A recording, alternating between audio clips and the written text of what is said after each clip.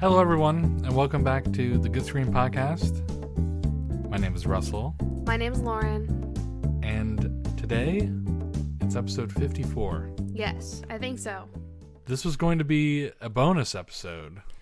Yeah, but time constraints made it a regular episode. Yes, but I will say there will be an episode 55 directly after this. Yes. With similar subject material. You could probably predict what it is. Yes. So if you clicked on this or tapped it on your phone, today we are going to be talking about all 4 of the Hunger Games movies. Yes. A series that up until recently, I think time forgot. I think it depends on your age demographic. Right. But I will say I think it has been slept on over the last 5 years or so. It's been a minute since anyone really thought about it. It tapered off right after the last movie came out. Pretty much. To me, at least. I mean, yeah. So I guess before we go into this, this is a well-loved series. There's a new nostalgia and new interest in it because of a new movie. Yep. That's a prequel that we'll be talking about later. Well, it was a book first. It was a book first, and that came out, and nobody really was talking about it, at least in my world. I heard about it because I was working at Target at the time when it came out. Yeah, you were selling it there. Yeah, and so I bought it when it went on sale. I didn't know this until I was doing the research for it. I guess I'll just mention it now because I'm talking about the book. Okay. But it had a digital release before it ever had a physical book release because of COVID. Oh, yeah. Yeah, and so printing presses weren't really running during COVID, I guess. Or they just chose to release it digitally. There might have been a delay. Yeah, something like that. And so the physical release was almost a full 8 months after it actually came out digitally. Wow. Yeah, because the book came out in 2020. Early 2020. Yeah. Yeah. Huh. And so I picked up the physical release at Target when it came out because there was this whole big display thing that we had. Uh-huh. And I never read it until we were getting ready to go and But we're not talking about that movie right now.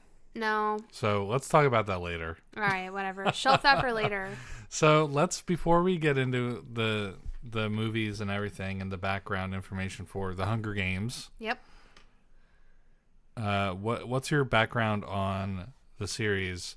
Because I feel like this is one of 2 young adult novels or teenager children's novels. Not children, but teenager. YA, as they call it. Yeah. That we actually have overlap for. You were a little too young for Harry Potter, and yeah, I was. And I was a boy, so I wasn't really the demographic for Twilight.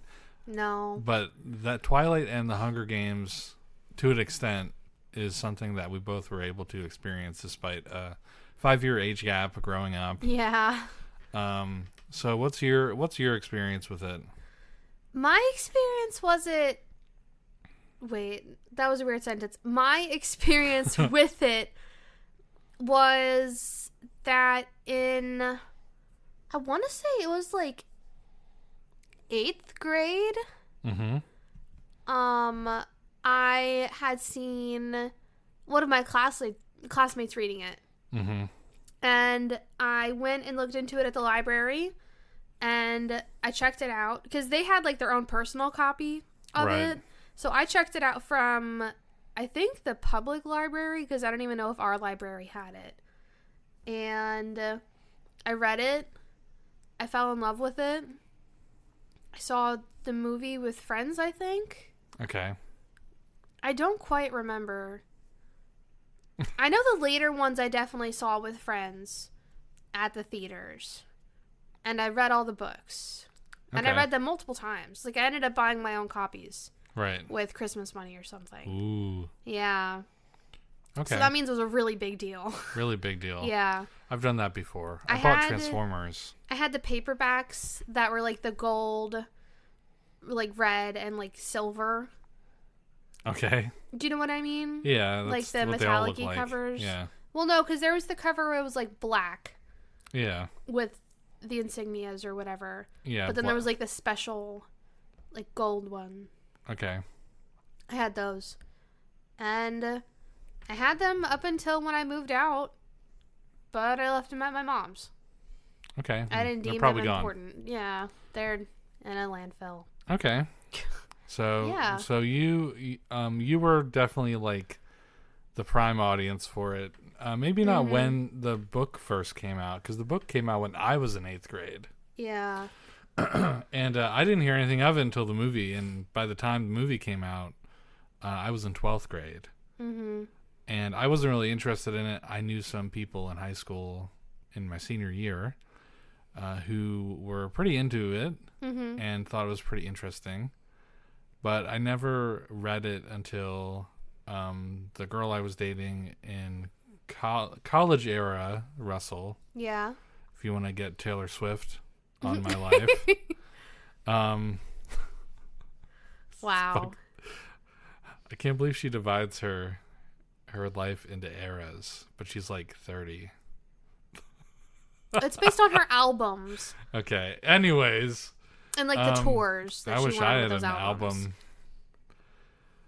Anyways, Taylor Swift aside, who was featured on the soundtrack to the first movie.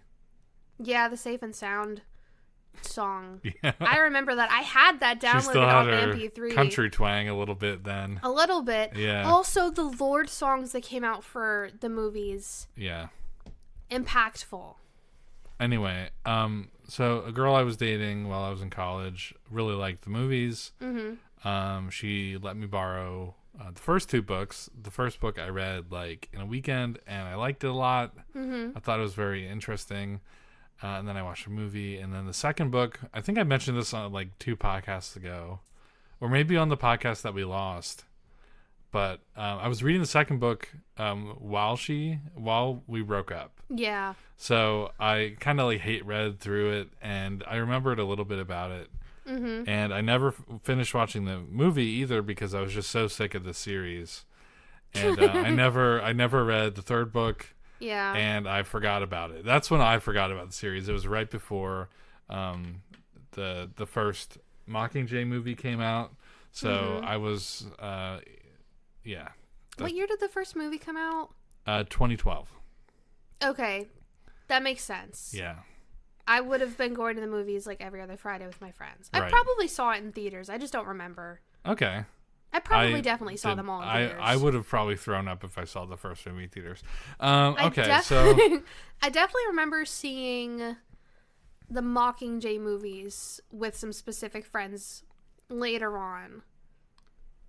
I remember But the the movie. first one, I don't remember who I saw it with. I remember specifically these movies feeling like the end of the era of book movies. Even though there was another young adult like series after this, Divergent. Ugh. That was really like Divergent the end. was just hanging off the coattails of the Hunger Games. Like, and I just feel like this series itself marked the end of an era. And I feel like the new one, if you want to talk about it for just a little bit, marks the beginning of these could be a thing again if, the current trend in cinema, Marvel, Disney, starts floundering around again. Because I have some very interesting information for you. Well, I mean, a lot of books are becoming About the TV series. shows now. Because, like, the Percy Jackson, it's Right. going to be a TV series. Right. There's Bridgerton, technically, That's a book series? is a book series. Okay. I feel like, what's the other one? Wheel of Time?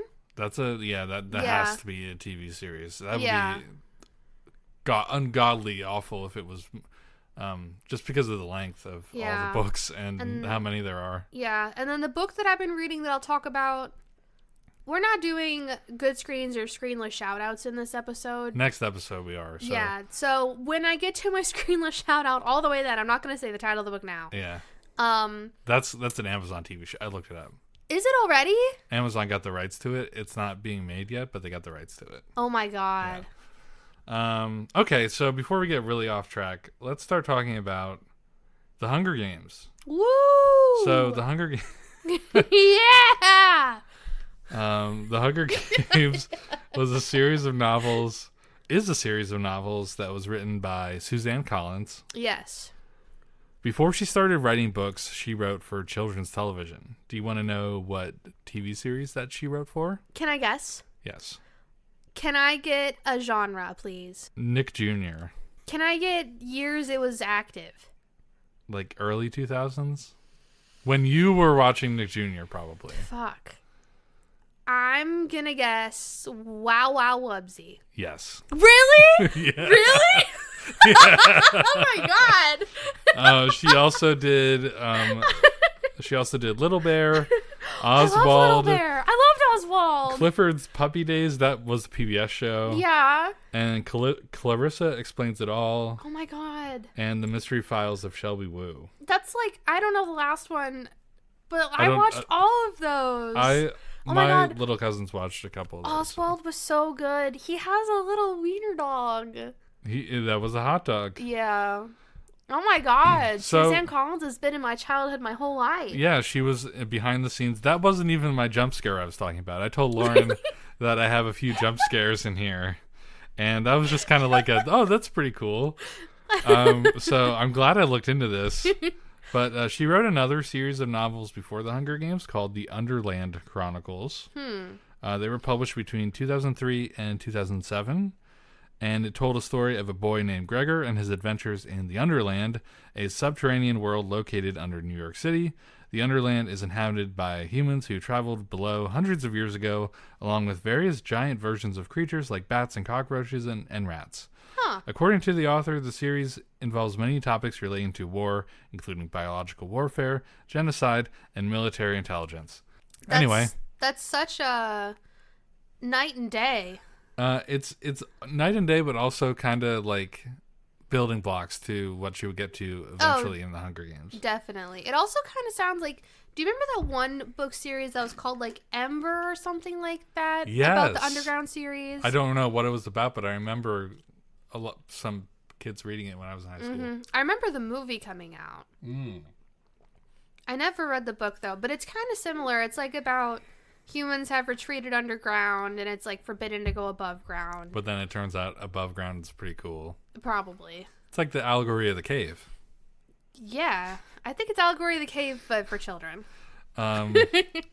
Anyway, so she probably did that while she was writing for children's television to kind of... That was night and day. That part was night and day. That's what you meant. Okay. Wow Wow Wubsy by day. Genocide and warfare by night. Yeah, she said she was inspired by Alice in Wonderland, but... Okay, I see it. But how it's more likely to not find a tea party down there. Yeah, I don't think you would.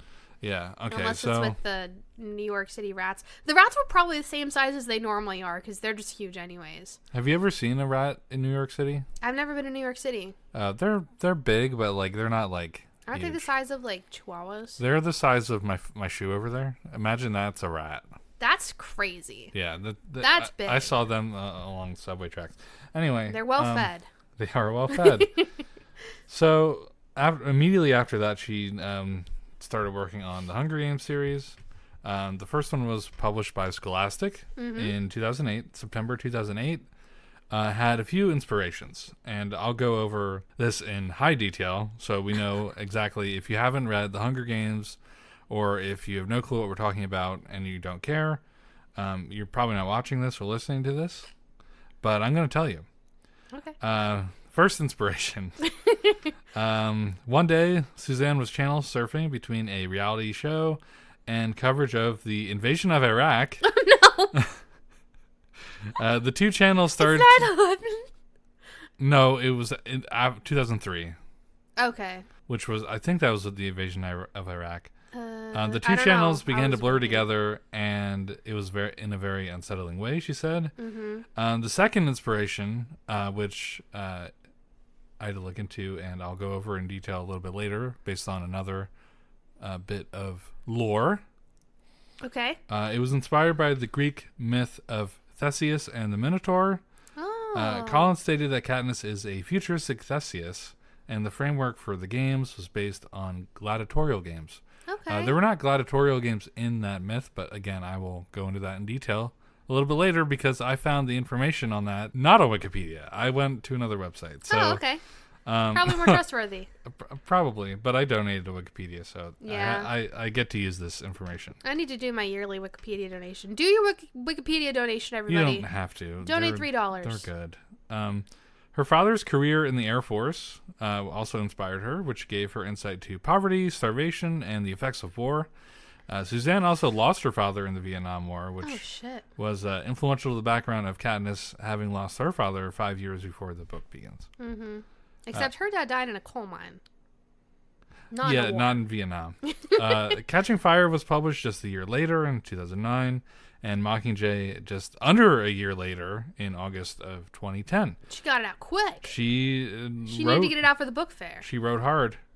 In the first 14 months of publication, 1.5 million copies of the first 2 books in the series were printed in North America, and The Hunger Games was on the New York Times bestseller list for more than 60 weeks in a row. Oh, wow. Obviously, there was film talks after all this success. Mm-hmm. Lionsgate Entertainment received the film adaptation rights for all 3 books in the series worldwide. I think around the time of like Catching Fire coming out, or maybe after the 3rd one was done. I don't know. Okay. And Suzanne Collins adapted the novel for the first film herself. Yeah, just for the first one. I know in the newest one, she is a producer. Okay, that makes sense. But she only did the screenplay on The Hunger Games. Mm. And then I have Suzanne Collins' Victory Lap. She was named one of Time Magazine's most influential people of 2010. Okay. In March of 2012, she was the best-selling Kindle author of all time. Oh. So maybe that's why she released it on Kindle first.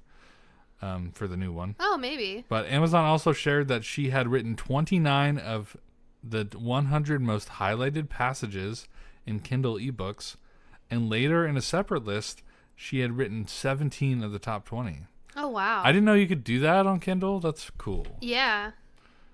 She won a lot of awards. I will go through them very quickly. She won the 2011 California Young Reader Medal, Publishers Weekly Best Books of the Year for Children's Fiction. Okay. And American Library Association Top 10 Books for Young Adult Selection. Mm-hmm. An ALA Notable Children's Book. 2008 CYBIL Award, Fantasy and Science Fiction. Kirkus Best Young Adult Book of 2008. Mm-hmm. A Horn Book Fanfare. Don't know what that is. Whoa. School Library Journal Best Books of 2008. A Book List Editor's Choice 2008. New York Public Library 100 Titles for Reading and Sharing. 2004, I guess this was for the other series, and NAIBA Children's Novel Award. 2006, ALS, again for the other series, Mm-hmm. ALSC Notable Children's Recording Audio Version. Oh. And the 2016 Authors Guild Award for Distinguished Service to the Literary Community. First time awarded for an author of young adult fiction. Wow. Yeah, she did her service. And here's my jump scare. Ah! The movie Battle Royale was released in 2000. I fucking knew it. It was directed by Kenji Fukasaku and written by his son Kenta Fukasaku, based on the 1999 novel by Koshin Takami, starring Tatsuya Fujiwara, Aki Naeda, Taro Yamamoto, and Takeshi Kitano. The story of Battle Royale is about a group of junior high school students who are forced to fight to the death by the Japanese totalitarian government. The film was very controversial and was banned or even excluded from being distributed in several countries. Yeah. Toei refused to sell the film in any United States distributor, citing controversy and lawsuits. And it's worth noting that this movie came out right after Columbine. Ooh. Anchor Bay Films. Yeah, well, also, if it came out in 2000 overseas, by the time it got over here in 2001... 9/11. It might have been... I think it was more of a Columbine thing. You think it was a Columbine thing? It was a Columbine thing. Kids with, like, they have guns in Battle Royale, not bows and sticks and swords and spears. They have automatic rifles. Yeah. So I think a it little was untasteful at the moment. yeah. So it took a while to get over here. Should have given it a few years. And they did. Anchor Bay Films acquired the rights for the film in 2010, and it was a direct-to-video release. I don't know. I typed something weird there. Oh, okay. And despite the controversy and the R15 plus rating, which was very rare in Japan at the time, it was the highest-grossing Japanese-language film for 6 weeks after release, and was later released in 22 countries worldwide, grossing over 30 million in 10 countries. Oh. And it was critically acclaimed and considered a cult following. And then a little man known as Quentin Tarantino comes along, and he says that it's his favorite film in the past 2 decades. And he said that recently. Yeah, really? Yes. Because it came out in 2000, and 2 decades from that is 2020. So he must have said that after 2020. Yeah. Wow. Isn't that wild? Anyway, Battle Royale is widely regarded to have spawned the Battle Royale genre, which includes games, anime, comic books, films, manga, and TV shows. Like However, the Hunger Games and Battle Royale were compared upon release. Of course. People thought that Suzanne Collins ripped off Battle Royale, and I was under the impression that she did. She saw the movie and she was like, "That's pretty cool," but no, she stands by the 2 things that I mentioned before, like being inspired by weird television stuff. Yeah. Her dad and 3 things, I guess, and especially the Greek myth, and I'll go into that in detail here. So again, Quentin Tarantino, known Battle Royale fan, was on Jimmy Kimmel Live in 2022. Was that before or after Hatsune Miku was on Jimmy Kimmel? Hatsune Miku was on David Letterman. God, they're all the fucking same. And that was in 2012. Okay. Or like 2011 or Post something like Miku. that. Yes. He was talking about his movies in Battle Royale, and he stated that he wished he directed Battle Royale for some reason, and stated it directly inspired Suzanne Collins' Hunger Games series. Liar. He said, yeah, I don't know where he's getting this from. He said, I'm a big fan of the Japanese movie Battle Royale, which is what the Hunger Games was based on. Well, Hunger Games just ripped it off. That would have been awesome to have directed Battle Royale. He just loves this movie. He's a hater. He's not, I think he's just misinformed. Suzanne Collins has gone on record stating she never heard of Battle Royale prior to the publication of the Hunger Games, and the similarities are all just a coincidence. She also stated many times that her story was formed around the myth of Theseus, reality television, and her experience with war. I mentioned this all before, but I didn't state what Theseus was about, and now I'm into that section. Yay! The myth of Theseus. Athens sends a selection of young men and women to Crete as a tribute, but none of them survive. No! In the story, Theseus volunteers to go. Oh my god! And kills the Minotaur to stop the cycle from repeating. Oh my god. Snow! Theseus' story is set in a labyrinth and not an arena. So there's a difference. Yeah, I guess. Oh, that made a really weird sound blip. Yeah, I bumped the microphone pretty hard. I'm going to have to cut that out. Jonathan Looms of the Oxford Student stated, unfair that the film is only drawing comparisons with Battle Royale, but that it is a veritable pastiche, oh god, I hate words, of other movies, as well as comparing it to The Truman Show, Death Race, the Bourne films, and Zoolander. Zoolander? Because of the fashion stuff. Okay. There's some Zoolander overlap later on. Anyway, it's common for artists to borrow from and improve upon many sources. Quentin Tarantino has built his career on this principle. He has. So fuck you, yeah. Quentin Tarantino. He's not. Your movies are good, but you gotta stick to talking about feet. Battle Royale. The Battle Royale genre was walled off to Japan prior to the Hunger Games. Overall, you can see references to and inspirations of Battle Royale, direct ones because Japan. Yeah. In the anime Gantz. I think it's an anime. Higurashi When They Cry, Future Diary, Batum. I think I meant to write Zero Escape, but I wrote Arrow Escape. Okay. Zero Escape is the same thing as 999, which was a DS game where you had to like make it out of like a death game with a bunch of kids, and Danganronpa. Yeah, Danganronpa. Danganronpa. Danganronpa. That's a big one. Doo-doo-doo. The movies. Now we're talking about the movies. Sorry about that. Now we have context for the Hunger Games. Yes. So we learned a lot today. I did. That's wonderful. Yeah, I've learned a lot so far. I've learned a lot too, and I have a little bit to share with you about the first movie before we start talking about what we thought about it. Okay. And I stopped spitting out my 8 pages of notes. Yeah, I was gonna wait to mention Russell basically wrote like a huge video essay. Not really. It's 8 pages. It's a bulleted list. I think that's how people write video essays. Is that true? Sometimes, probably. Well, maybe this is my metamorphosis. Jenny Nicholson does bulleted lists.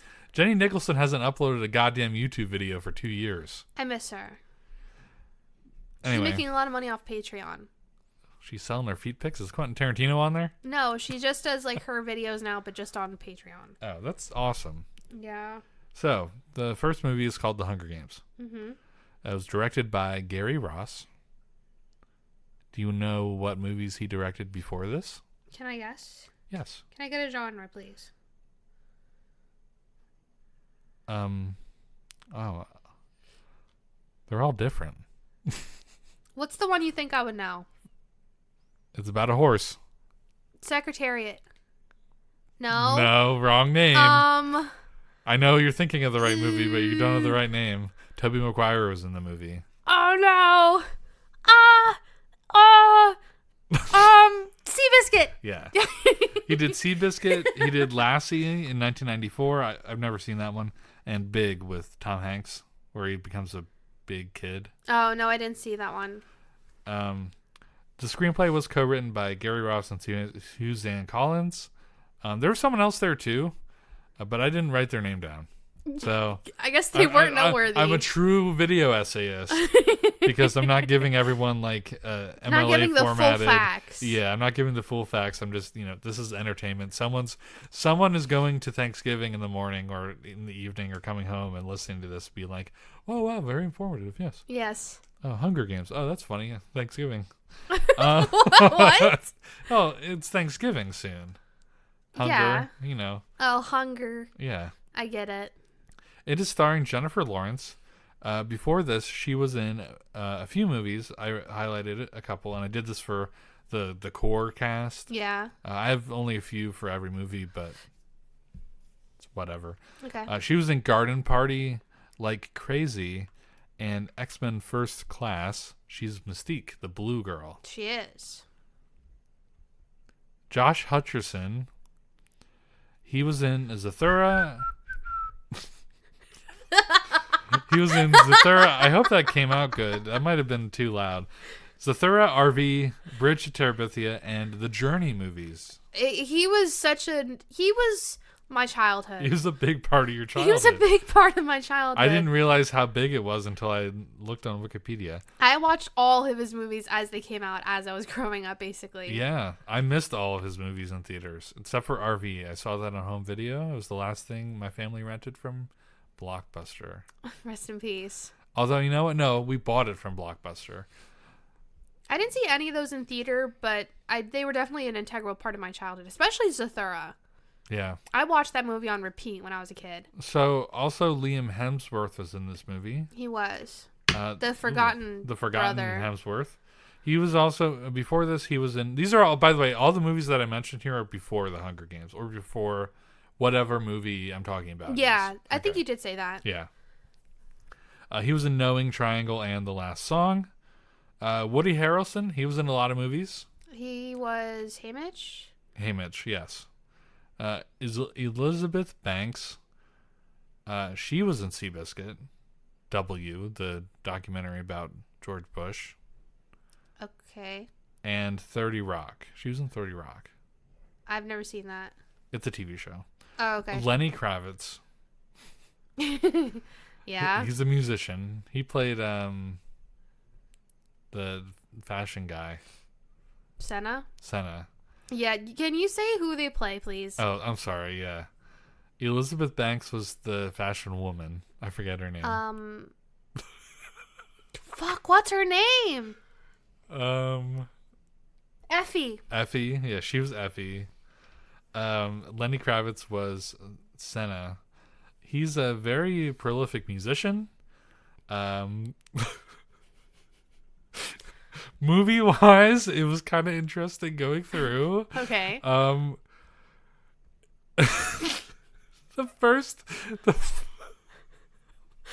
you okay?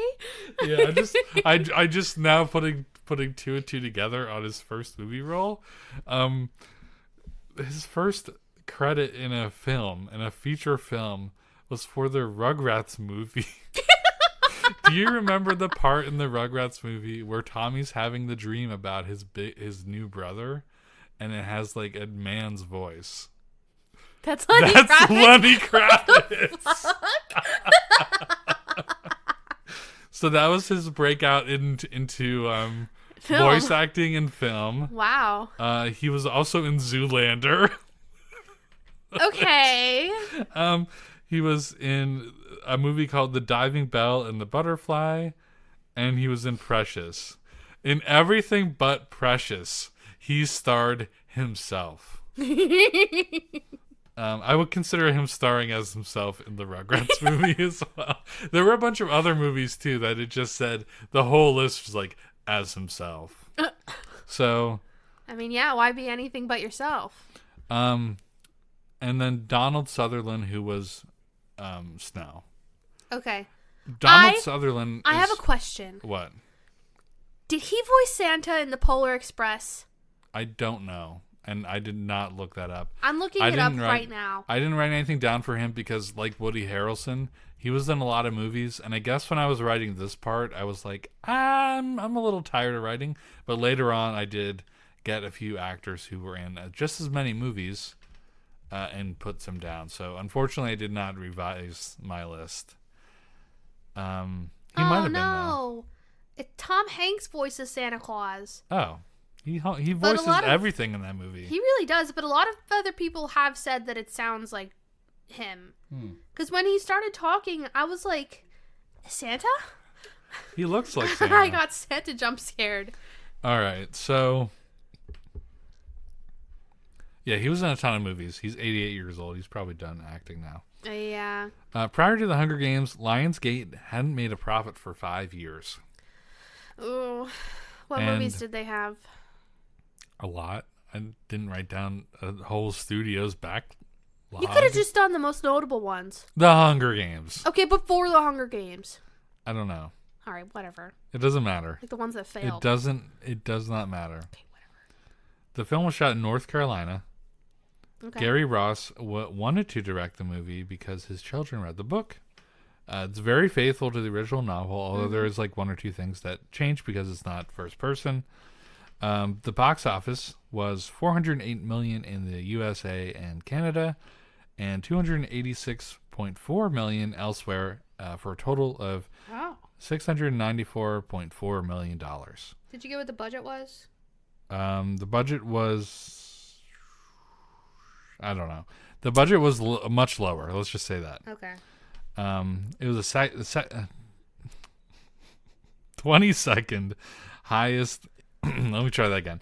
It was the 22nd highest grossing film released outside of summer or holiday periods. Ever? Assuming ever, yes. Okay. It's the highest grossing Lionsgate film. Mm-hmm. I think until the next one came out.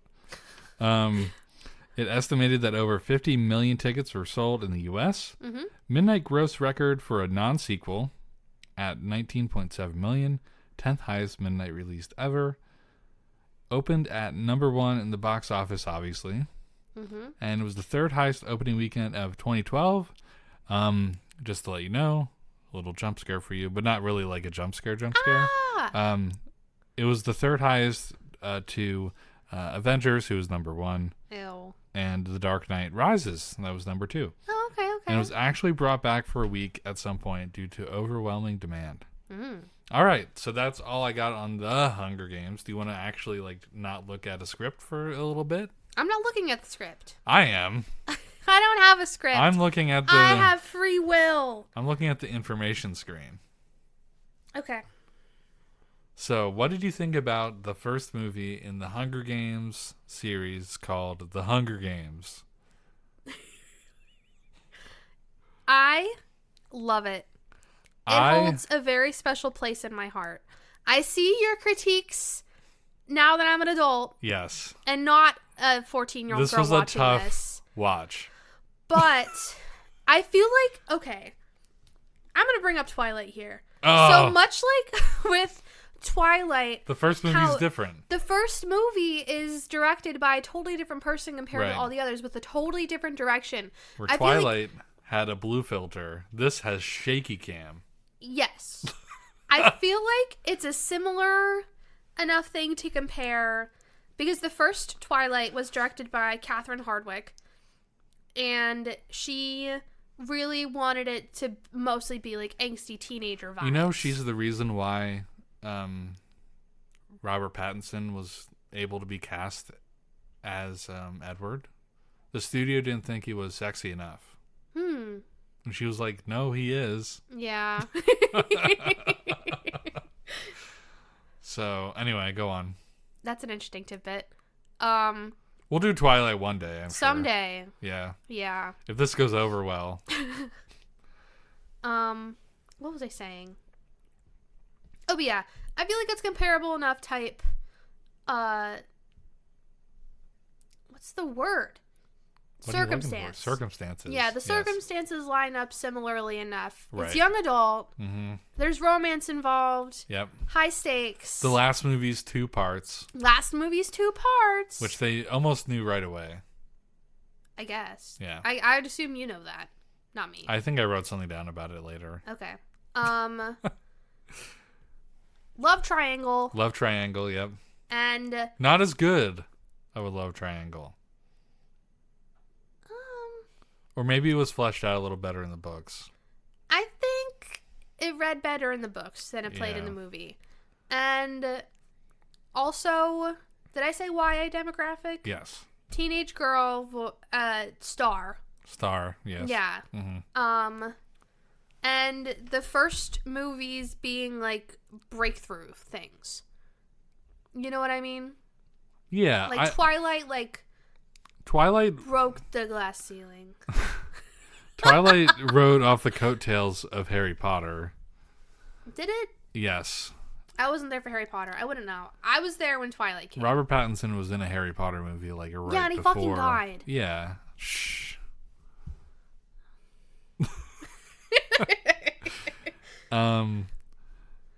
But yeah, so it is kind of like the next evolution, and this is like, would you consider Harry Potter, Twilight, and Hunger Games to be like the big 3 of young adult novels of the time? I think it depends on the age demographic you're looking at. Yeah. Like how with my generation, Harry Potter was done. Harry Potter was done by the time I reached 12 years old. Harry Potter was... But Hunger Games was up and rising, and Twilight was still relevant. Yeah. I mean, Harry Potter was still a big thing because, you know, like, pop culture, like... Millennials had money, so they were buying merchandise, and still are. Yeah, and I mean, there's one girl that I knew in particular that was, like, crazy Harry Potter fan. Like, calm down. Okay. But she didn't make it her whole personality. She just made it a lot of her personality. She was fun. She was a good person. But I feel like for my generation, well, still, it depends. I would say it depends. For me personally, it was Percy Jackson first. Okay. Hunger Games, Divergent. Unfortunately. Yeah, so you didn't really have a good golden era. No, Hunger Games was kind of it. And Twilight was still relevant. like, the Twilight movies were still coming out around the same time. The last one came out in, like, 2012, 2012, yeah. Yeah. So it was still around. So there was just a little bit of overlap with them. Barely. But after, I think, again, I mentioned it before, I think after the Hunger Games, like, nothing rode that lightning like that, except for, like, maybe Game of Thrones. If you could count that. But it's not a young adult thing. It's not a young adult thing. No. And you could argue later on that no, it did not succeed. Yeah. But at first, it was insane.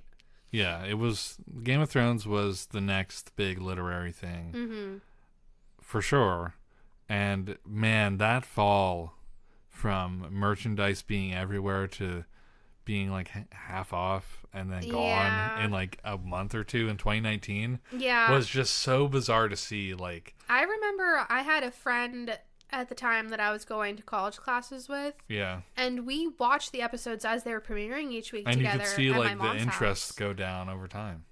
Well, it's like we were both really excited at first, but we were all both so, like, what could they even do with this? Like, we know this is the last season. Like, what are they going to do? Yeah. And each week we were more and more disappointed. And we didn't even bother watching the last episode. Wow.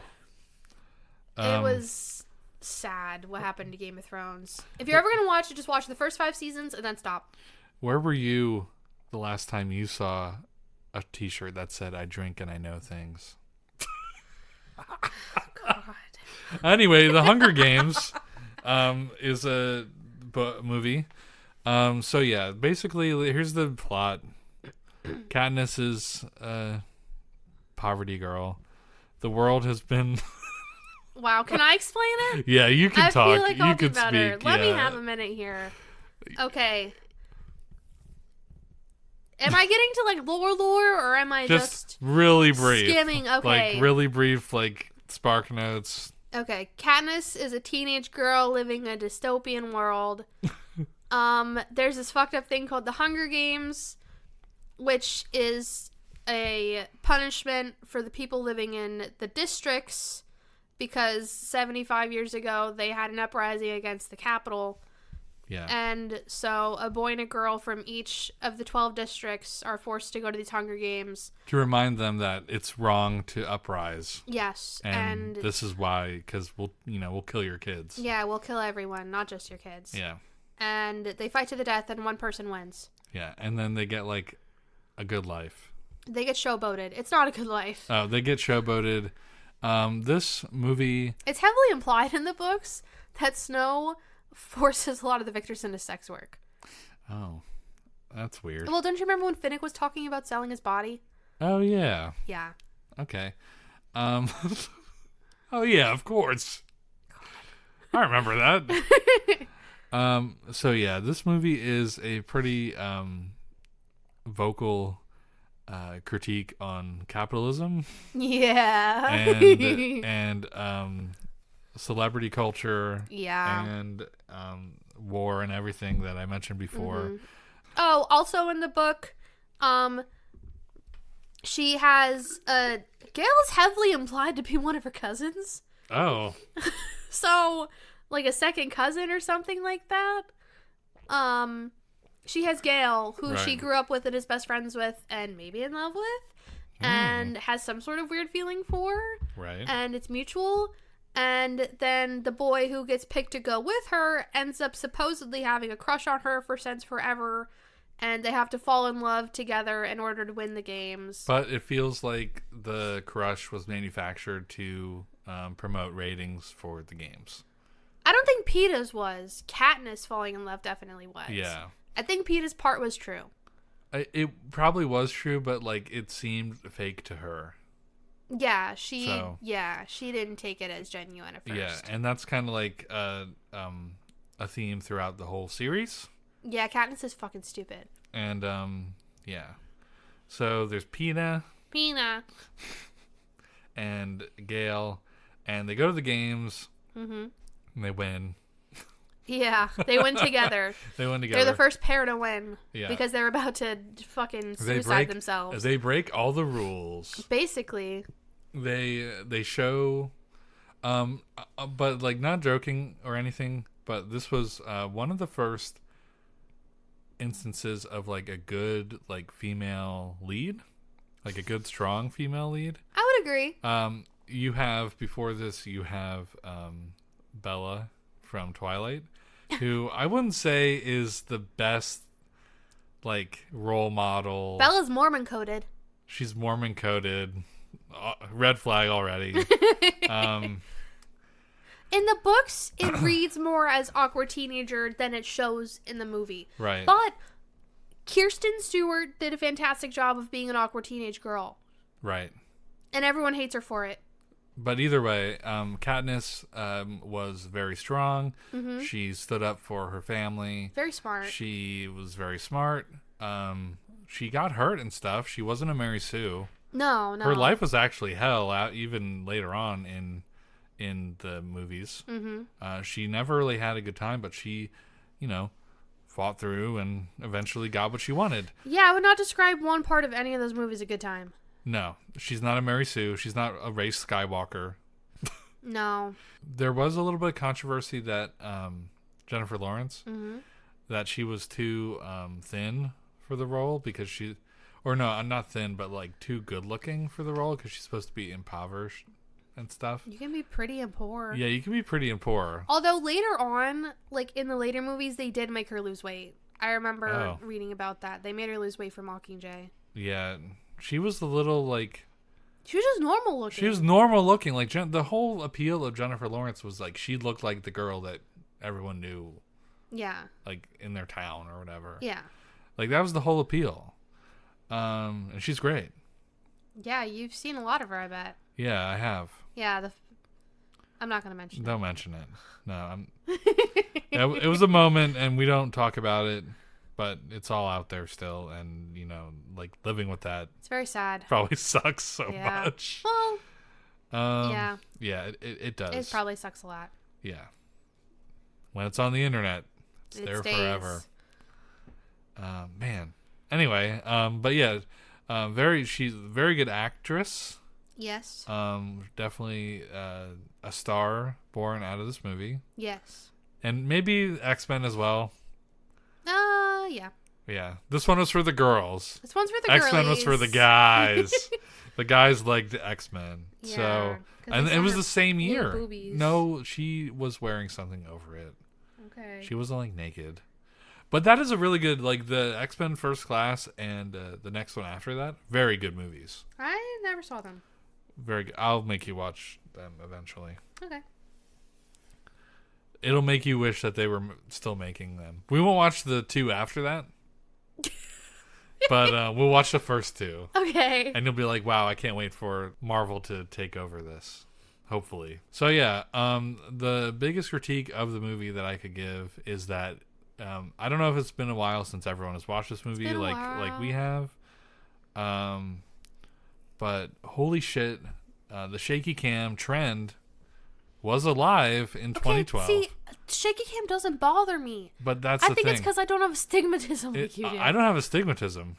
I don't have fucked up eyes like you. No, it has nothing to do with astigmatism. It's just like it was so hard to follow anything. That's not a astigmatism thing. What the fuck? That's like lights. Can't focus. I don't know. No, that's lights. I don't know. No, shaky cam doesn't bother me that much. There is the first scene of the movie when she's hunting was just like, it felt like someone was walking behind her with a camera, like in high school video class. Like exaggerating, like and walking. like exaggerating and like taking it and like, those videos on TikTok where they do like shoot a commercial? Yeah. And like it turns out it like looks like shit. Yeah. It's like that. And it like, again, like just watch the first 15 minutes of this movie and it goes on for the whole movie. There are some good tracking shots here and there, but overall the editing of this movie just fucking killed me. No, it didn't bother me, and I feel like this is another one of those things for the comparison of like Breakthrough. I don't know if the director was Breakthrough or not. You know what I mean? The director directed many good movies before this. I think it was just the trend of the times. I guess. Mm-hmm. But also on the trend of having like a different director for the first one than all the rest. Yeah. And having it make a really strong impression. And then none of the other ones being the same as the first one at all. Well, director-wise. The same director did the last 3. Oh, really? Yeah. Oh. Yeah. Well, that ruins my hypothesis. Yeah. Never mind. I'll go over that when we get to Catching Fire. But anyway, it was that, and then I thought that the scene where they first started the Hunger Games could have been done a little better.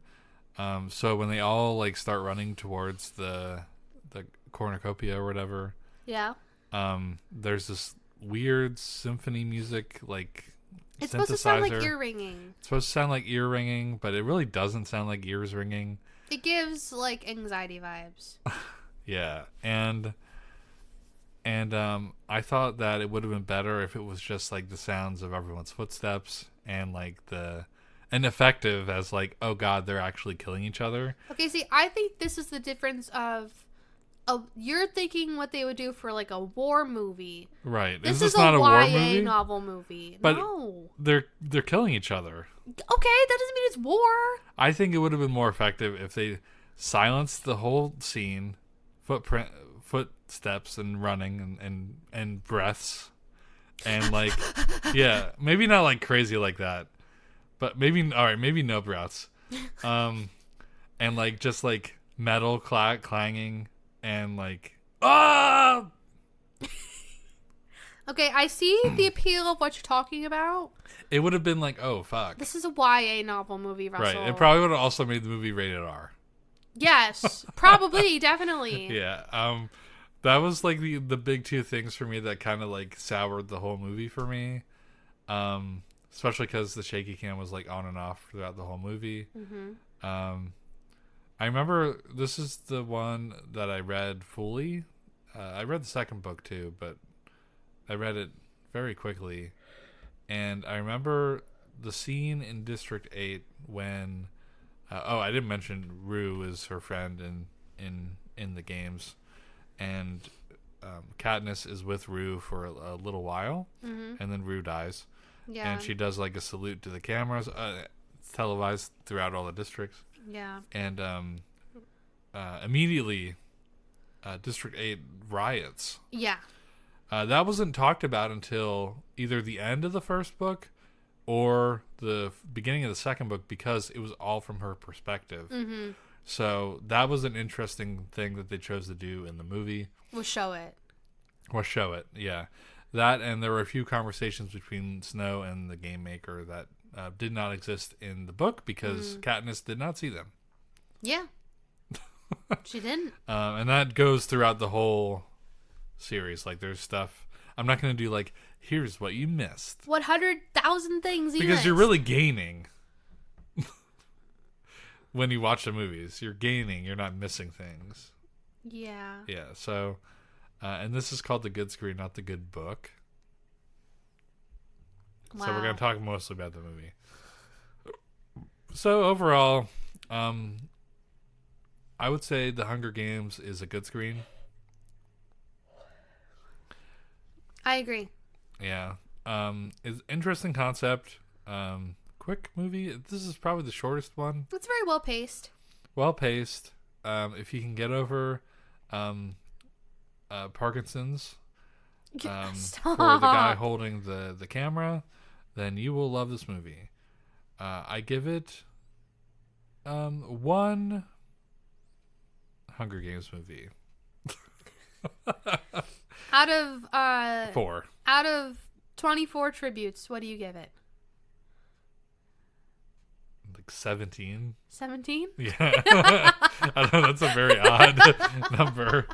Okay, so the next movie is Catching Fire. Yes, it is. It's the sequel. Yes, it is. It was released in November of 2013. Well, what day? I don't have the day. Oh. You want to see if it was on your birthday? It wasn't my birthday. Oh. It was directed by Francis Lawrence, and he directed the rest of them.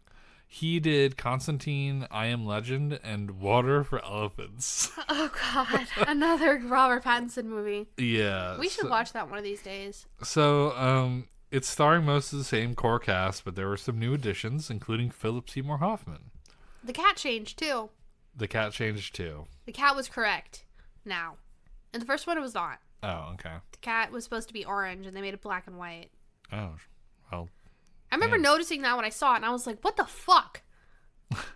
So How do you Philip, miscast a cat? so Philip Seymour Hoffman was in Boogie Nights, The Big Lebowski, Magnolia, Almost Famous, and his son was in Licorice Pizza. Yes. Philip Seymour Hoffman died during the filming Filming. of the last movie. That's crazy. It was a drug overdose. It wasn't like, known that he was going to die. He was on drugs. Yeah. He was like 48. I thought he was older, but anyway. Jeffrey Wright, he was the guy with the glasses and the wheelchair. I forget his name. Beatty? Beatty. He doesn't get a wheelchair till later. Yeah. Well, either way. He's in Westworld. Yes, he's in Westworld, but that was after the Yeah. Hunger Games.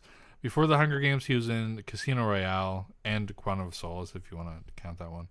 Source Code and Ali. I don't know why I said it like that. And then Sam Claflin, he was Finnick, I think. Okay. I didn't remember put the characters' names next to the actors, but he's a mainstay from here onward, so Yeah. that's why he's here. He was in Pirates of the Caribbean on Stranger Tides. Didn't see that one, and he was in Snow White and the Huntsman. Was he? Yes. Okay, I believe you. Suzanne Collins did not write the screenplay for this one, and I think that was a constant for the rest of the movies as well. She probably was a producer or something. Shooting in the movie had to work around X-Men Days of Future Past because Jennifer Lawrence was in that movie too. Gary Ross decided not to direct Catching Fire because of this, mostly because the schedule was too tight and the filming started about 3 months after the first movie came out. Oh, wow. Yeah, so it was hunger. I'm hungry for those games. Give me those Hunger Games. They're gonna get over it soon. And in a way, they were right by the time the last one came out. Yeah. Their attention span's fading. Yeah. There's this thing called Vine out. God.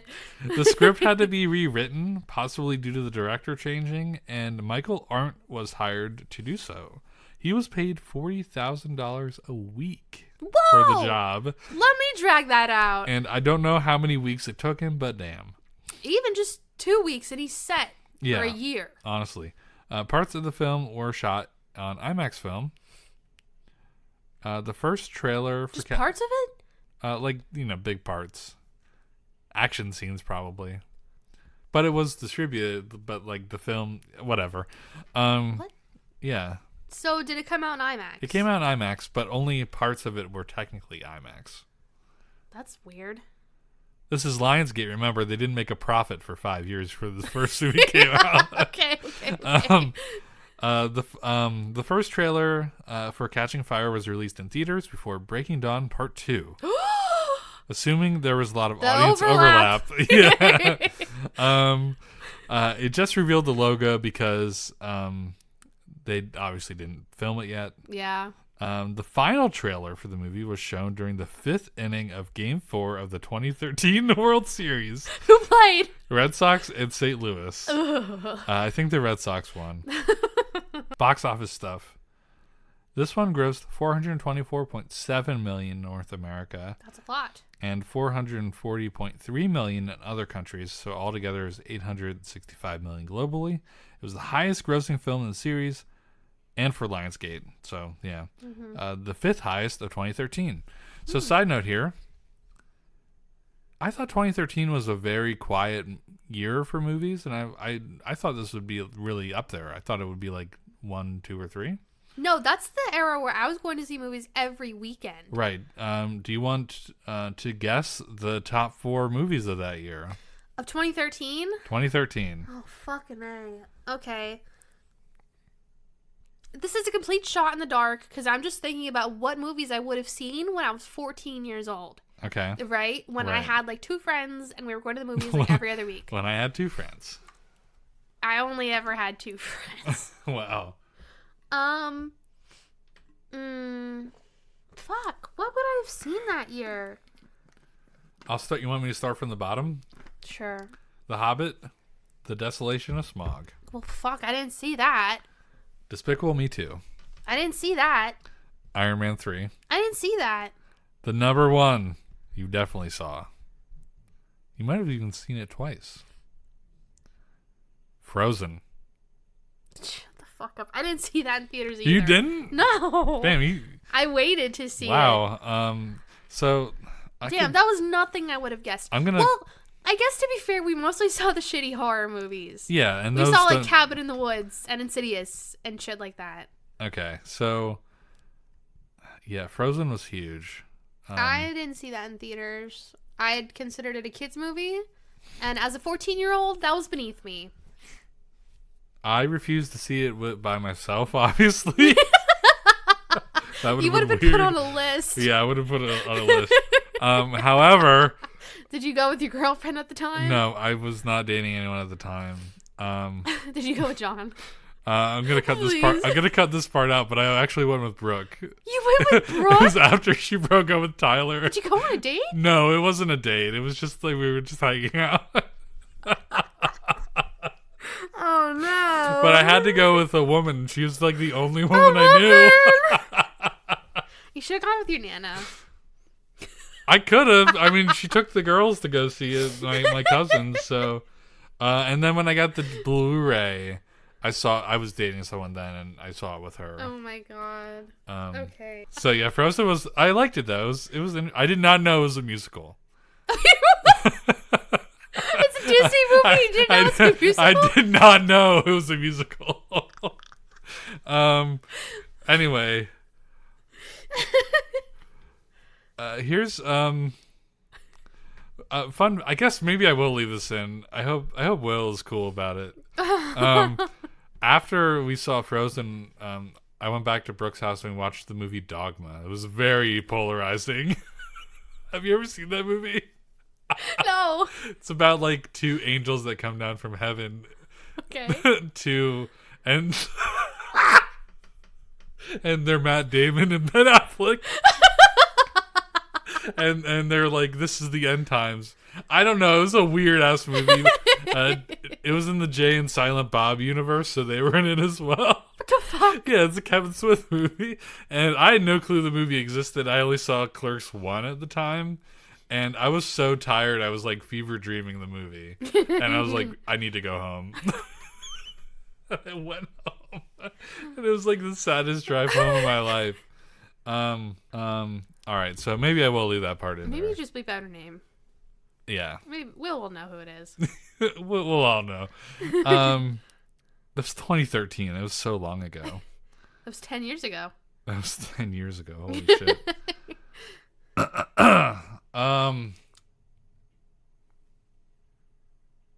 Awards.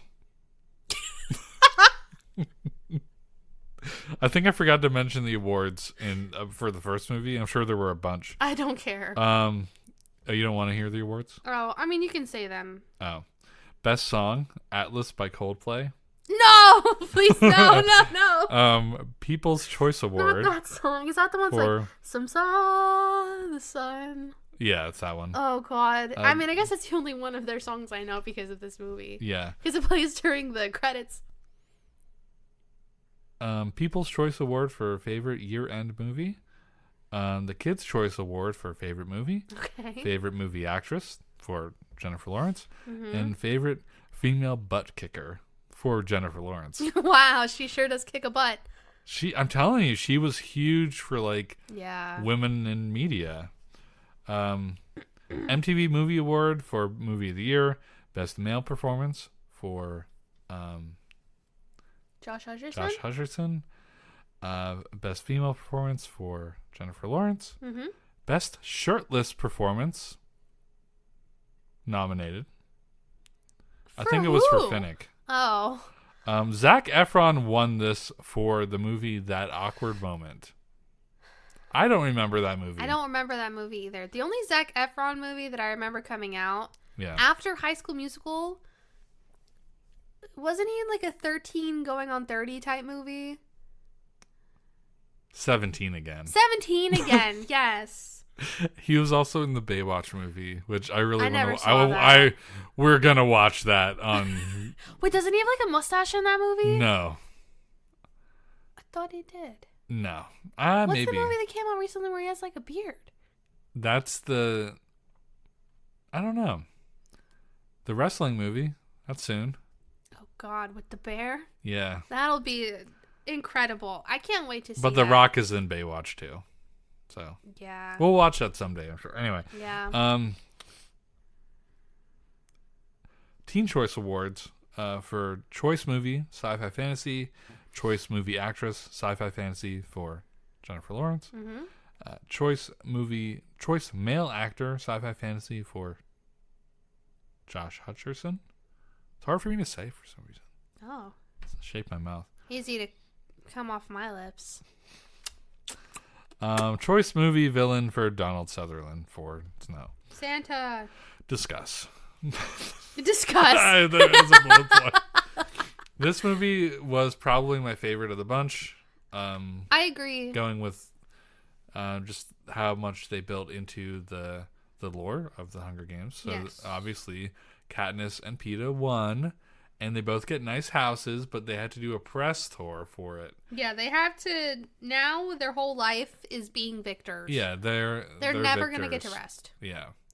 And Katniss does not like this at all. No. She doesn't like going around to the districts and seeing them get beat up and stuff. Yeah, because she is aware that Yeah. people are mad. Yeah. And they're like, tell us what you really think. And she's like being forced at gunpoint to say these lines given to her. Yeah, she's like, I don't really think because these people are controlling what I say, but they're giving me a nice Basically. house. But I don't. Well, she didn't say that. Yeah, I know. But I don't pay for the electric. Fuck. You ever notice her house is always dark? Like she doesn't care. Yeah. Yeah, anyway.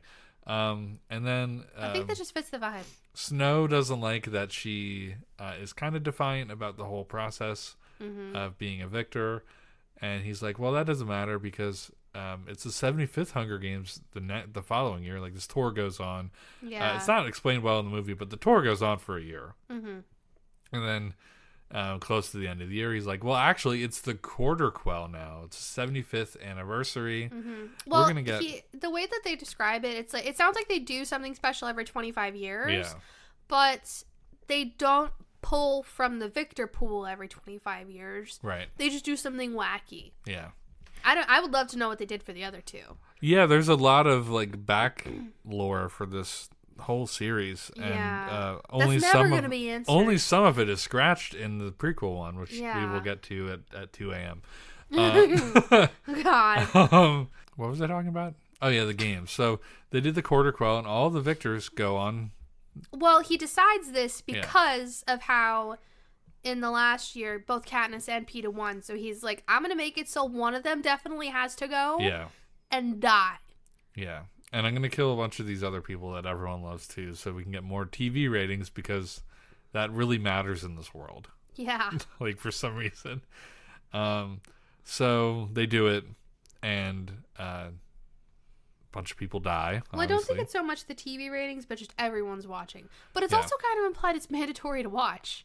Right. Like It's they just always they, on. Yeah, they make everyone watch it for the entirety of the games, and while all this is happening, a lot of the districts are beginning to rebel against the capital, and it's not cool what the capital does. No.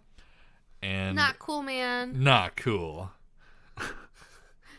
And anyway, so basically, there's like this whole backplot of a rebellion group that is working together with Katniss within the games. But Katniss doesn't know. Katniss has no clue. She's like, are these people going to betray me?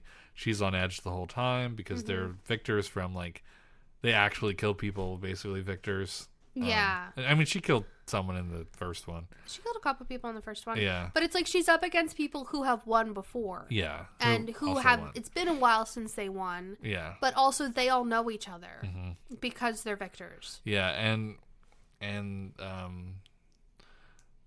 a lot of like weird propaganda about the games. Like, Yeah. Peeta says there's a baby on the way or whatever. Yeah, well, they try to all come Like, up with a reason to they stop. don't want want to do it. End. Yeah, No, they don't want to do it. None of them want to fucking do it. Yeah. So they're all pulling shit out of their asses at the very end, trying to get them to cancel the And games. this only riles up the districts more. Yeah. Yeah. And Peeta pulls out the card that Katniss is pregnant. And everyone's like... Because they were supposed to get married on the day that the games were going to start, or something like that. Yeah, because Snow's that petty. Yeah. And he really is that bitch. Yeah. And... Yeah, so he's like, yeah, we were supposed to get married today, and now I'm worried because of the baby. And then the Capitol goes up in arms because they're like, no, the games can't go on if she's pregnant. Like, you're fucking crazy. Yeah. And then, so it's described better in the books. Like, I think she says something during the games about being worried about the baby or something, too. Yeah. But it's still implied to everyone watching that she is pregnant during the games. Yeah.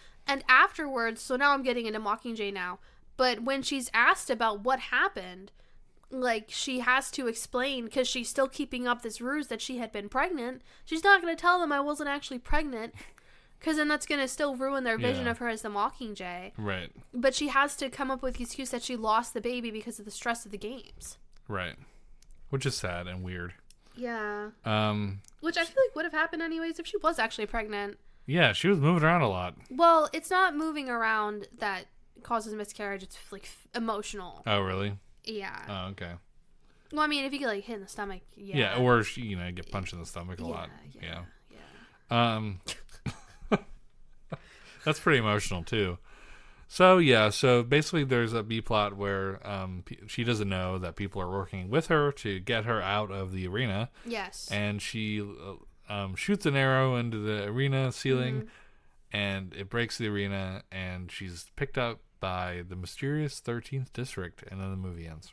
Did you know that even goes all the way back to when Cinna is dressing her? Mm-hmm. He puts her pin on the arm where her tracker is. Oh. Because they put the tracker in the plane, and then they get to the place where she's about to go up, and he puts the pin on that arm. Oh. So they would know which arm to take it out of. It's explained in the books. Oh, okay. But yeah, so then that's how Joanna knew which arm to take the tracker out of. Okay. Because that's what Joanna was doing at that one part. Secretive. Where she, like, cut her arm open. So that whole part is very interesting. Like, both the first movies, like, you don't really see, like, the ending coming. Yeah. I guess more or less. And I guess every movie ends like that in a way. Kind of up until the last one. The last one's like you kind of know what's going to happen, like, because it's well telegraphed, but we'll get there. And yeah, I thought this one was good. I thought this movie inspired Fortnite. No. Yeah. I think Battle Royale did that. No. What? This movie inspired Fortnite. Because there was the Storm Circle. I guess. Yeah, anyway. That existed before this movie. Did it? I think so. I don't know. PUBG wasn't out until, like, 2017, 2016? No. It was out before that. The Arma was out, but it was the mod. Anyway. You ever play Minecraft Hunger Games? No. It was so good. Minecraft Hunger Games was so much fun. I think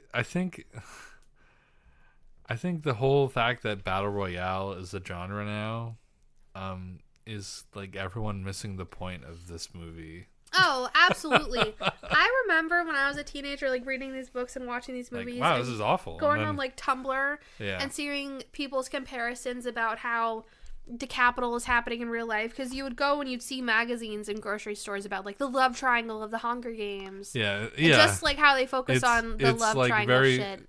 Yeah, I have a note or two about that for Mockingjay Part 1, like, which I guess we should start talking about. Segue. Same director again, mostly the same cast, but I'll go over some new additions. Julianne Moore. She was the District 13 leader. Forget her name. Coin. She was in Boogie Nights, The Big Lebowski, and Don John. Well, is this a Big Lebowski revival? I'm pretty sure she was friends with Philip Seymour Hoffman because he was in both those as well. Mm-hmm. Natalie Dormer, she was famous for Game of Thrones. Her boobies were out. Wait, who is she? She was the girl with shaved the video girl. Yes. Yes, with like the shaved head, and that was a big style back then, like shaving the half half your head. Yeah. That was a big that was a big look. Yeah. Don't say it. She was in Game of Thrones, Captain America, The First Avenger, and Rush. Rush is not a movie about Rush. And what? It's a movie about a race car driver, and it's starring Chris Hemsworth. I think it looks a lot like him. Wes Chatham. This is kind of a minor actor, but I don't even know who he played, but he played Amos in The Expanse. So I was right about that because we were watching it and I was like, that's Amos. Okay. Very different character in this movie because Amos is really hot-headed and Leroy Jenkins. So it was announced in May of 2012, well before even Catching Fire was out, and was revealed to be a two-parter following the trend of Harry Potter and Twilight. They probably didn't really have to, though. They did not have to, and I'll go into that in a bit. Filming began even before Catching Fire released. Both Part 1 and 2 were filmed back-to-back. There was a big push for the final installments to do better internationally. And then marketing for this was very interesting. Let me swing my feet. Oh, sorry. You keep stopping me. My feet don't reach the ground. What am I supposed to do with them? Sorry, I didn't know what I was playing with under the table. No, that was my giant cock. Whoa, it's swinging around. All right, I'm going to cut that part out. No. Marketing for the Hunger Games, Mockingjay Part 1. A mobile game was released. What? Yeah. It was a role-playing card collection game in which players assumed the identity of district members sent on a mission in order to build their alliance, liberate their district, and rebuild Pan Am. So you play like as a rebellion. Right. A website called thecapital.pn was created for the movies. A viral video featuring President Snow and PETA was released. Oh my god, PETA. I love when she said that in the first movie. A viral video featuring President Snow and PETA was released, bringing together what happened at the end of Catching Fire, showing that PETA was with President Snow. Yes. If you read the books, you knew that. You read the books, you knew that, but it kind of like you realize that later on in the movie. But he's like with him. Is like right-hand man. 2 weeks later, another viral video was released, which had an address by President Snow, which was interrupted by District 13. Both videos have about 13 million views each on YouTube and can still be watched today. I watched them while researching this. Were they cool? Yeah, they were kind of interesting. There were definitely some interesting vibes. An Instagram account was created for the Capitol. And before the first trailer released, a teaser poster was posted but quickly removed, and then the Capitol apologized for the technological difficulties. Controversy. Wow. I love that. That's a cool marketing. Yeah, I like that. I thought that was pretty cool. Let's go into controversy now. Oh, no. Showings were canceled in Thailand because protesters were using the three-finger salute at demonstrations against their own country's military government. Fucking Christ.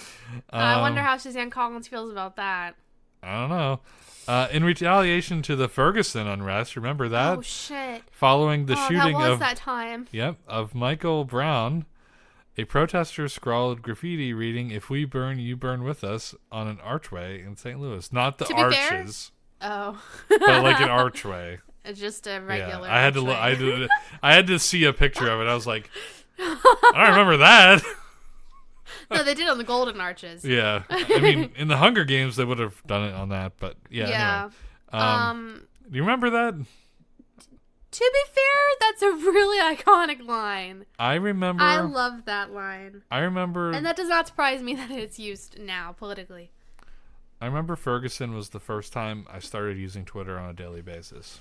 I remember that's when... Which is fucked up, but whatever. That's when I spent a lot of time in my bedroom because my dad always had Fox News on, and I did not want to fucking hear it. Yeah, from him. That was pretty bad. Hashtag childhood trauma. That was pretty bad, and we have something like that like way too often. But anyway, box office numbers. Yeah. Let's Now it's talk just about depressing. capitalism. This it made $331.1 million in North America and $418.2 million in other countries. So $755.4 million altogether on a $125 million budget. Wow. So this is Thank the you. only one I wrote it down for. I like think. the comparison. Yeah. Again this year it was the 5th highest grossing movie. Lauren, do you want to know what were the other ones in 2014? Which This is 2014 still? 2013 was last year. Fuck.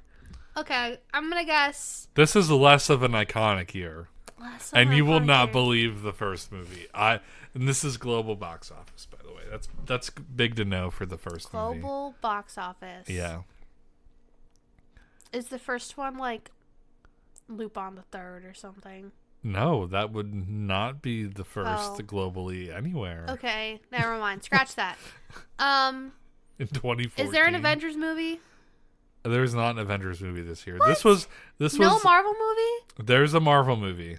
This was a down year for Marvel. This was back when there was one movie, like one or two Every movies a year. year, yeah. Not 10. Yeah. Okay. Transformers? Yeah. Yeah? That was the first number one movie of the Really? year. Yeah. Age of Extinction, the one I never saw. I never saw that either. That's With the the one with dinosaur dinosaurs. and the sword. Yes. And Marky Mark. Yeah. Unfortunately, I can only think of his stage name, Mark Wahlberg. Yeah. Yeah, so Just give them to me. all right. Number 4 is Maleficent. Number 3 is Guardians of the Galaxy. Number 1. That's a Marvel movie. I said there was one Marvel movie. Oh. The Hobbit: Battle of Five Armies was number 2. And number 6 was X-Men: Days of Future Past, which was also another movie that she was working on. Oh, yeah. I should have said that. We mentioned that. So that was number 6, though. And it wasn't technically a Marvel movie at that point. Not yet. It was a Fox movie based on a Marvel property. Yeah. Second largest opening behind Transformers, Okay. even though it was the number 5 film of the year. Okay. And it won a few awards. It basically won the same awards for MTV, Yeah, you don't need to go on Kids' about Choice the Awards, all that stuff. It was popular, sure. Let's see. It won a Women's Film Critics Circle Best Female Images in Movies. I'm not sure what that means. I guess Images of women. they looked good. Part 2 was released. I guess we'll talk about both these in tandem. Mm-hmm. Part 2 was released a year later, not like 6 months 2013? later. A year later. That's dragging it. Yeah, and I think that was a crucial misstep in like the success of the last movie. Yeah. Philip Seymour Hoffman died during the filming of this movie. However, a majority of his scenes were already shot. The first teaser was shown as a trailer before Divergent Insurgent, The second one. the second one, and was apparently very similar to the Dark Knight's teaser trailer since it just featured a logo and dialogue. I don't know why they mentioned that. Like, I think a lot of movies do that. Pretty sure Avengers started like that. Yeah, I don't know. The website was updated to the Capitol website I mentioned before was updated to include a teaser poster of a vandalized President Snow statue. A propaganda video was released before the first official trailer, and a poster was released that said 100 days until the Hunger Games Mockingjay Part 2, but it was taken down because there was a text error, a graphic design error that made it look like it said see you next Tuesday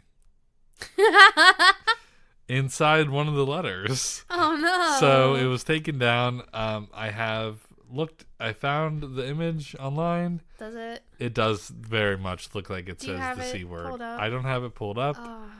but if you just look up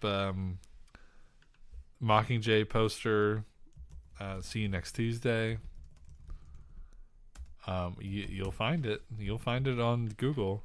Remember, as Jennifer Lawrence knows, if it's on the internet, it ain't going anywhere. You might be able to tear it down from the movie theater wall. Oh no, it says it. Yeah, it says it. Anyway, that's woof. That's unfortunate. That is very unfortunate. It is a cool poster. You sound like Adam there. Oh. Said woof. Sorry. Trigger warning. All right, so here's the box office for it. There isn't much more to say because it's a part 2 of another movie. Mm-hmm. 281.7 million in the United States and Canada, and 376.6 million in the rest of the world.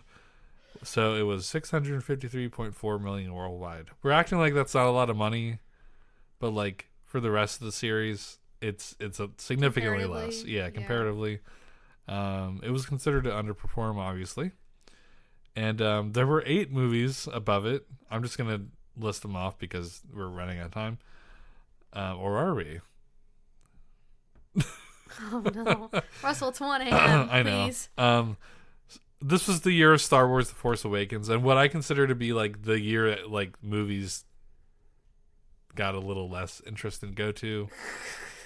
Star Wars The Force Awakens, Jurassic World, Furious 7, Avengers, Minions, Spectre, Inside Out, Mission Impossible, Rogue Nation were all above it.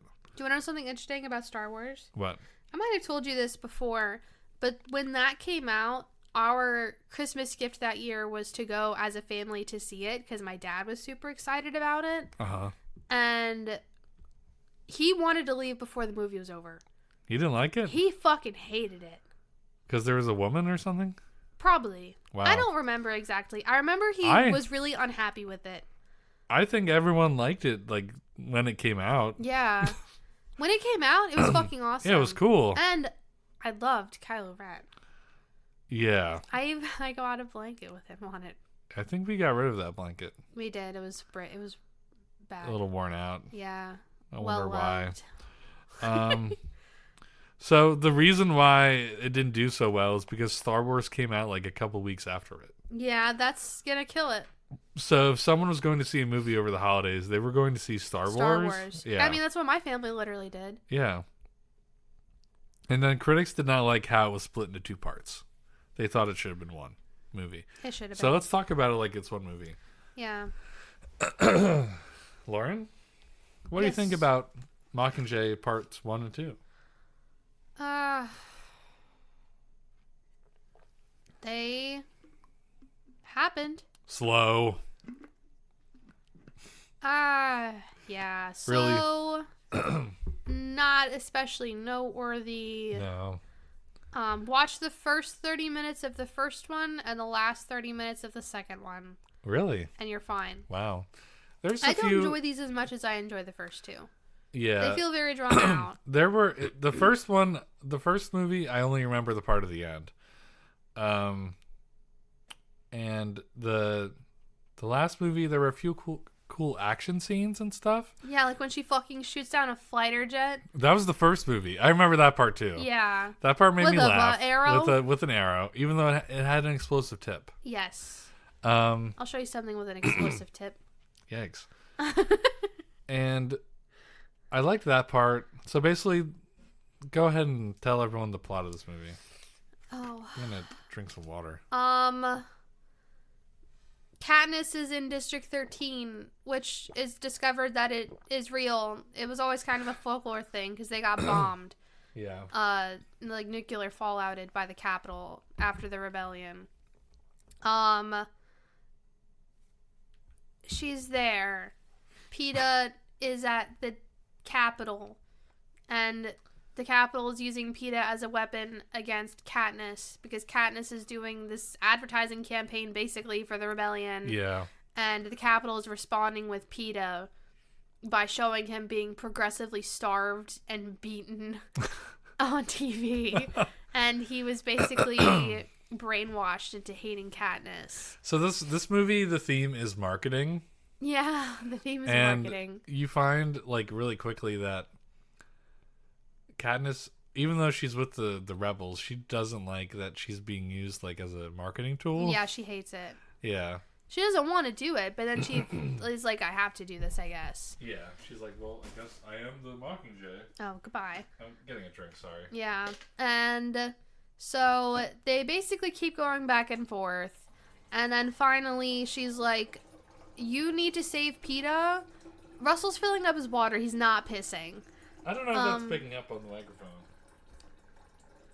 Maybe a little. Go on. And so she's like, I am not going to keep doing this if you don't save PETA. So they go save PETA, and they let them take him because they fucked him up, and they were like, have fun with him now. Yeah. And then they go and they fight the Capitol, and they win. And the jump scare at the end is that she kills the president of 13 because she realizes that she just wants to be the next Snow because she wants to do the Hunger Games, but for the Capitol kids. She's like, no, I'm not going to let you do that. So she kills her. And you're skipping over a lot. No, I'm not. And then they go and live happily ever after. The end. So yeah, the end is like satisfying. Yeah. It definitely like shows that the Theseus story was the plan all along. Mm-hmm. It was the groundwork for the whole series, and if you don't believe that and you think it's still based off of Battle Royale, it's really not. It's really not. No. And I didn't watch. I was gonna watch it, but I didn't. Battle Royale. Yeah, just to double check. But no, I remember it. Like I watched a trailer for it. I was like, oh no, I remember this not being like the Hunger Games. Mm-hmm. There might have been like a gunshot that went off every time someone died. Yeah, but that was it. And honestly, like, yeah. But anyway, so I thought that like this was like the most useless two-parter. Like all these two-part movies, like Harry Potter, Twilight. I don't think they should have ever been like started to do this. Like it's all a money thing. Some of them it makes sense. Yeah. Harry Potter makes sense. That book is like 4 inches thick. Right, but like a lot of the first part of the movie, the first part of the Deathly Hallows is just like walking around and like collecting things. I haven't seen that movie. Yeah, that's when he's getting the Horcruxes. And then the second part of the movie is fucking awesome. And it's like action the whole time. But like I expected that out of this because again, I stopped reading the books and giving a shit about this after I watched Catching Fire. And I was like, oh, the second one will be like a big war or something like that. Mm-hmm. It was just more of the same until the end, really. Like pretty much. Like you really could have like cut out a few scenes and like yeah, there were some like moments with her family and everything. And it sucks that she kind of did lose what she like beginning of the movie started because she volunteered for her sister, and then her sister dies. Got fucking carpet bombed at the end, and which sounds like we're making light of it, but like it was just very it was very quick in the movie. Yeah. And like you kind of forget that she has that relationship with her sister, except for in like a couple points of the movies where she's like, "Oh, I gotta find Prim." Yeah. She feels more like an accessory in the movies than she does in the books. Yeah, she's what gets the plot going. And ending the plot as well. Yeah. And of course nothing works out with Gale. Gale gets a little too into the military with the rebels. Well, he sides with District 13. Yeah, he sides with the district, and Katniss sides with herself because she's an independent woman. Yeah. And a strong female lead. And yeah, the award said so. I'm saying that like it's a bad thing, but it's truly a good thing to have a character like that. Mm-hmm. So again, just I'm not sexist. Yeah, sure. Okay. I live with a woman, and I do the cooking and the cleaning. He does. He also pays the bills too. He does everything. I pay the bills, and Lauren Venmos me. And I get cash back. No, you don't. Well, I kind of did at Barnes & Noble. You did. When I was using your reward. Yeah. I think that's the closest I'll ever get. That was frustrating. Anyway. When we were at Barnes & Noble the other day at the Starbucks, she asked if I wanted to use the $5 for my drink. Did you? No. Oh, that $5 is yours. I guess. From those books. I should Anyway, know. Next time. So yeah, I thought Mockingjay ended very like successfully. It's just so like I can't imagine seeing the first one and all the shit that happens with PETA like And going crazy a year. and waiting like the longest time between movies too, like over a year to see the second one and like remembering it and like I would have been like, is this part one? I would have actually thought it was part one if the thing with PETA wasn't happening in the beginning of it and whatever, but it was overall like these movies are pretty important for like in my opinion like closing off that period of films, and it's very telling that the movie that kind of like made it less successful in the end was Star Wars, and it was also the year where like I guess 3 of the top 10 movies were Disney-owned properties. Yeah, times were changing. And it's time for Lionsgate to flip off the earth again. Yeah, book movies were on their way out, and the Hollywood blockbuster was on its way in. Yep. Furious 7 was huge in China. Yeah, so basically, what was they talking about?